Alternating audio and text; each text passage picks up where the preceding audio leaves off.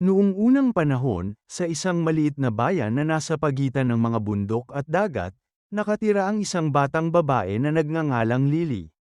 Kilala si Lily sa kanyang maningning na ngiti at sa kanyang pusong puno ng mga pangarap. Nagkaroon siya ng isang espesyal na regalo, nakikita niya ang kagandahan sa lahat ng bagay sa kanyang paligid, mula sa pinakamaliit na bato hanggang sa pinakamataas na bundok. Isang araw, isang malakas na bagyo ang tumama sa bayan. Ang dagat ay umugang, ang mga bundok ay nanginig, at ang bayan ay nabalot ng kadiliman.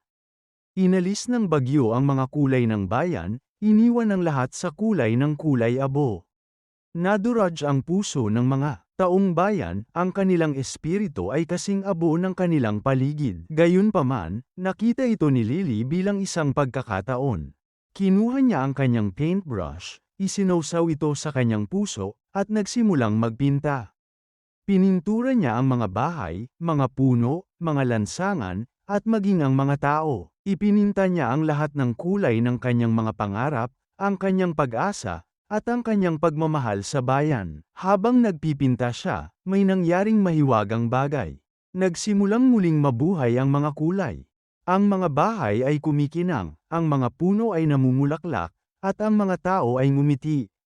Ang bayan ay hindi na kulay abo, ito ay isang kaguluhan ng mga kulay, mas masigla kaysa dati. Ang mga taong bayan ay namangha.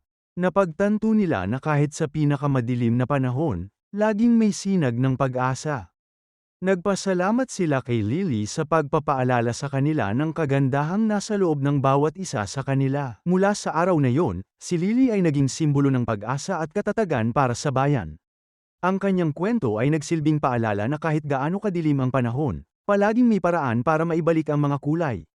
At iyon, kung minsan, kailangan ng isang batang babae na may malaking puso upang ituro sa amin ang daan. Umaasa ako na ang kwentong ito ay sumasalamin sa babaeng ibinabahagi mo.